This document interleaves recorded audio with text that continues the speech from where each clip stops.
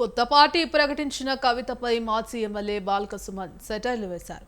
కేసీఆర్ లేకపోతే తెలంగాణ ఎక్కడిదన్న బాల్క, తెలంగాణ తెచ్చినందుకే కేసీఆర్ మరమనిషి అయ్యారా అంటూ సూటిగా ప్రశ్నించారు. ప్రజాస్వామ్య ఉద్దేశంలో రాజకీయ పార్టీ ఎవరైనా ఏర్పాటు చేయొచ్చన్న సుమన్, ఆ పార్టీ నడిపే శక్తి ఉండాలన్నారు. బీజేపీ కాంగ్రెస్లను విమర్శించకుండా కేవలం గులాబీ పార్టీని టార్గెట్ చేయడంపై వారి ఎజెండా ఏంటో ఇట్టే అర్థమవుతోందని వ్యాఖ్యానించారు.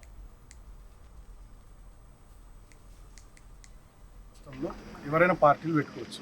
ఇంతకు ముందు కూడా ఇక్కడ కేఏపాల్ పార్టీ పెట్టుకున్నాడు, షర్మిల కూడా పార్టీ పెట్టుకున్నాడు. సో ఎవరైనా పార్టీ పెట్టుకోవచ్చు. నెంబర్ 1.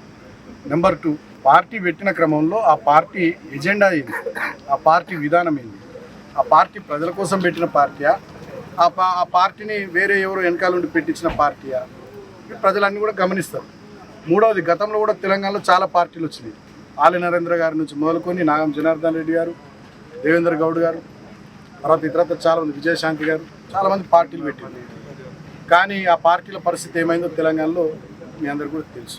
నేను ఇంకో మాట అడుగుతుంది, పార్టీ పెట్టుకున్నటువంటి వాళ్ళు ఇవాళ కేంద్రంలో బీజేపీ ప్రభుత్వం ఉంది, రాష్ట్రంలో కాంగ్రెస్ ప్రభుత్వం ఉంది. వాళ్ళని కదా విమర్శించాల్సింది, తిట్టాల్సింది వాళ్ళని కదా. వాళ్ళని తిట్టకుండా మా ప్రతిపక్షాన్ని తిట్టుడేంది అంటేనే ఆ పార్టీ వైఖరి ఏందో, ఆ పార్టీ విధానం ఏందో దాన్ని బట్టి అర్థం చేసుకోవచ్చు. ఇక మీరు అన్న ప్రశ్న సారయ్య గారు అడిగారు, కేసీఆర్ మరో మనిషి. నేను ఒక మాట అంటున్నా బ్రదర్, అసలు కేసీఆర్ గారు లేకపోతే తెలంగాణ ఎక్కడిది, మేమంతా ఎక్కడిది, మనం ఎక్కడి. ఈ ప్రజాస్వామ్య దేశంలో, ఈ రాష్ట్రంలో ఎవరైనా పార్టీలు పెట్టుకోవచ్చు.